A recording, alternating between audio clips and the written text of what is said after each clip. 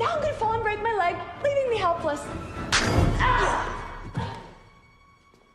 ये बोन है ना, यहाँ से फ्रैक्चर हुई और हुआ क्या कुछ ऐसा कि ये जो बोन है ये एक्सटर्नल एनवायरनमेंट में बाहर निकल गई, ठीक है, जैसे तुमने वीडियो देखी है ना। तो इसको क्या बोलते हैं, ओपन फ्रैक्चर्स, जब एक्सटर्नल एनवायरनमेंट से बोन कांटेक्ट में आ जाती है, ठीक है। अब इसमें ज़्यादा इन्फेक्शन के चांस होते हैं क्योंकि एक वुंड भी बन गया इधर, एक घाव बन गया, तो ज़्यादा इन्फेक्शन के चांस है, ज़्यादा माल यूनियन के चांस है, ठीक है। इसकी जो मैनेजमेंट है वो थोड़ी सी अलग हो जाती है, वही है इमरजेंसी केयर और डेफिनेटिव केयर जो मैंने क्लोज में बताया। अगर क्लोज फ्रैक्चर्स नहीं देखे तो वो भी पीछे जाओ और डाउनलोड में लगा दो, इसके बाद देख लेंगे, ठीक है। क्लोज फ्रैक्चर भी देख लेना बिकॉज वो राइस वाइस निमोनिक वो उसमें आता है, इसमें नहीं है, इसमें कुछ अलग चीज़ें हैं वो देख। तो हमने क्या देखा, बोन जो होते हैं अगर कम्युनिकेट कर रही है एक्सटर्नल एनवायरनमेंट से, that is known as open fracture, ठीक है। और इसमें क्या होता है, नॉन यूनियन के चांस ज़्यादा होते हैं and more chance of infection, ठीक। मैं बता रहा था कि दो चीज़ें हैं, फेज़ 1 और फेज़ 2, फेज़ 3 भी है ना। फेज़ 3 की बात नहीं करते हम क्योंकि उसमें क्या फिजियोथेरेपी, रिहैबिलिटेशन, वो सब चीज़ें हैं ना, वो सब बातें हम ये देखेंगे कि इमरजेंसी केयर क्या होती है और डेफिनेटिव केयर क्या है इसमें, ठीक है। इमरजेंसी केयर में क्या है, अलग चीज़ें देखो, जैसे सपोज यहाँ पे वुंड हो गया है ना, ये ओपन फ्रैक्चर हो गया, तुम देख रहे हो पहला पॉइंट कि वो एक्सटर्नल एनवायरनमेंट से कॉन्टैक्ट में आ गया है, ठीक है, देख रहे हो तुम, एकदम बाहर निकल गया है, ठीक है, बहुत ज़्यादा सीवियर है, ठीक है। एंड इसमें वुंड है। मैं तुम्हें बता रहा हूँ, जब तुम देखोगे ना कि क्लोज और ओपन में क्या डिफरेंस है, तुम पाओगे यार कि ओपन को ना, ओपन में सबसे इंपॉर्टेंट चीज़ वुंड केयर होती है, बाकी कुछ भी नहीं है, बाकी सब कुछ चीज़ें वैसी हैं, समझना। तो हम क्या करेंगे, यहाँ पे वुंड हो गया तो यहाँ पे टॉर्निके बांधने के लिए बोलेंगे, यहाँ पे टॉर्निके बांधने के लिए बोलेंगे, प्रॉक्सिमल टू द वुंड, ठीक है, टॉर्निके प्रॉक्सिमल टू द वुंड, ठीक है। उससे क्या होगा, ब्लड सप्लाई इतनी नहीं होगी तो ब्लड लॉस भी नहीं होगा क्योंकि सीवियर इंजरी, ब्लड लॉस होगा इसमें, है ना।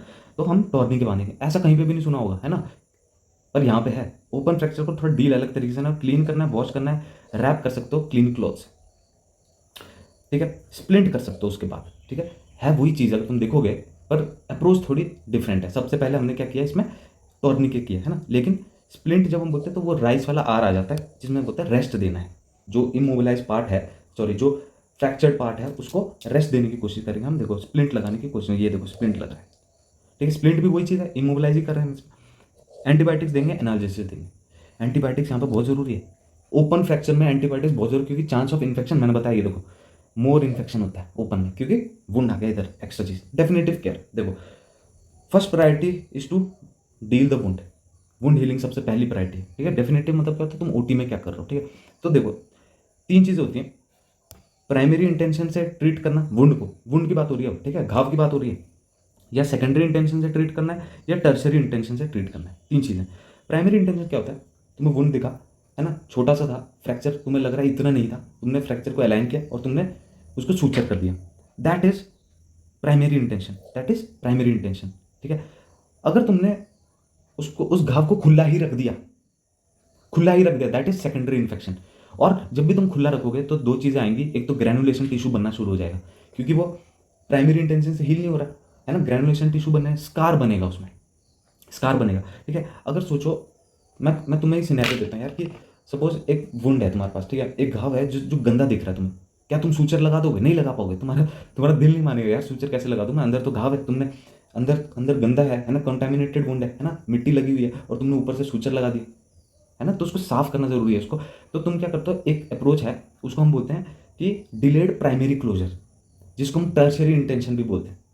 डिलेड प्राइमरी क्लोजर में क्या होता है, तुम उसको खुला ही रखते हो, 2-3 दिन तक तुम उसकी ड्रेसिंग करते हो, वॉश करते हो और तुम 2-3 दिन बाद सूचर लगा देते हो, हालांकि उसमें स्कार बहुत ज़्यादा बनता है, सेकेंडरी से भी ज़्यादा बनता है, समझ के देखो।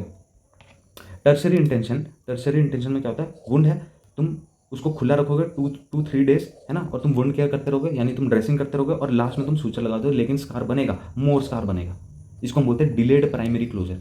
तो ये 3 अप्रोच है, डॉक्टर साहब कोई भी ले सकते हो, है ना, जो आपको अप्रोप्रिएट लग रही है वो आप कर सकते हो इसमें, है ना। अब एक इंपॉर्टेंट चीज़ पढ़ते हैं कैसे अप्रोच करना है, वो है गस्टिलो एंडरसन क्लासिफिकेशन दी हुई, हाँ, गस्टिलो एंडरसन क्लासिफिकेशन, ठीक है। अब इसमें क्या है कि सीधा सीधा मैं बोलूँ ना, टाइप 3 जो है वहीं से सिनेरियो चेंज होता है, टाइप 3 सबसे इंपॉर्टेंट है, ठीक है। 1 और 2 जो है उसमें क्या होता है, 10 सेंटीमीटर से छोटा वुंड है ना, जो बाहर है ये बोन, उसका वुंड जो है वो 10 सेंटीमीटर से छोटा है, तो वो टाइप 1 और 2 में आते हैं। जो भी टाइप 1 और 2 है वो क्या है, 10 सेंटीमीटर से छोटे हैं, ठीक है। तो इनको जो है, तुम देखो 1 सेंटीमीटर से छोटा है तो टाइप 1 है, 10 सेंटीमीटर से छोटा है तो टाइप 2 है, अल्टीमेटली सब 10 सेंटीमीटर से छोटे हैं। तो इसको क्लीन करो वुंड को, है ना। और कई बार हम क्या करते हैं, treat as close fracture only, जैसे हमने क्लोज को किया था, राइस किया था, फिर हमने जो डेफिनेटिव मैनेजमेंट है ना, वैसे सेम वैसे ही कर लो। एक अप्रोच ये है कि भाई अगर 3 है यानी 10 सेंटीमीटर से बड़ा है, ऐसा नहीं कि सिर्फ 10 सेंटीमीटर वुंड ही देख रहे हैं, और भी चीज़ें मैं बताता हूँ। तुम्हें देखना पड़ता है कि वैस्कुलर अगर उसकी सप्लाई टूटी है, ठीक है, तब भी तुम्हें उसको टाइप 3 जैसा कंसीडर करना पड़ता है, मतलब उसको मतलब नॉर्मल नहीं कंसीडर कर, वो थोड़ा हाई ग्रेड वाले आ जाते हैं, ठीक है। टाइप 3 याद रखना। अगर उसमें कोई बोन का सेगमेंट उड़ गया है, चिप उड़ गई है, मिल नहीं रही, तुम्हें 3 ही, मतलब तुम्हें इसके बाद वाला ही लेना पड़ेगा मैनेजमेंट, समझ रहे हो। तुम ऐसे नॉर्मल नहीं कर सकते, कम्युनिटेड है, मल्टीपल फ्रैक्चर्स है, तुम्हें ये नीचे वाला ही लेना पड़ेगा, ठीक है। तो ये कुछ चीज़ें होती है जिसकी वजह से 3 वाले ही लेने पड़ते हैं, उसको क्लास 3 ही वो करना पड़ता है ना, क्लासीफाई करना पड़ता है। मैंने तुम्हें एक चीज़ बताया था कि जब तुम डेफिनेटिव केयर में आते हो, तुम उसको इमोबिलाइज करते हो। वो चीज़ तो है कि शुरू में तुम जब अलाइनमेंट करनी है तुमने, तो तुम ओपन भी ले सकते हो, है ना, क्लोज ले सकते हो, जैसे तुम्हें सही लग रहा है। और जब तुम इमोबिलाइजेशन में आओगे, है ना, बाद में उसको टिका के भी तो रखना है बहुत देर तक। इमोबिलाइजेशन में यहाँ पे प्रेफर करते हैं हम एक्सटर्नल फिक्सेटर ओनली, ठीक है, मतलब ज़्यादातर, ठीक है। इंटरनल भी चल पड़ता है, लेकिन एक्सटर्नल इसलिए करते हैं क्योंकि लेस चांस ऑफ इन्फेक्शन, और ओपन फ्रैक्चर्स में इन्फेक्शन के चांस बहुत ज़्यादा होते हैं क्योंकि वुंड है यहाँ पे, है ना। तो इसलिए लेस चांस ऑफ इन्फेक्शन की वजह से हम एक्सटर्नल फिक्सेटर ही यूज़ करते हैं, ठीक है। और most commonly used in open fracture.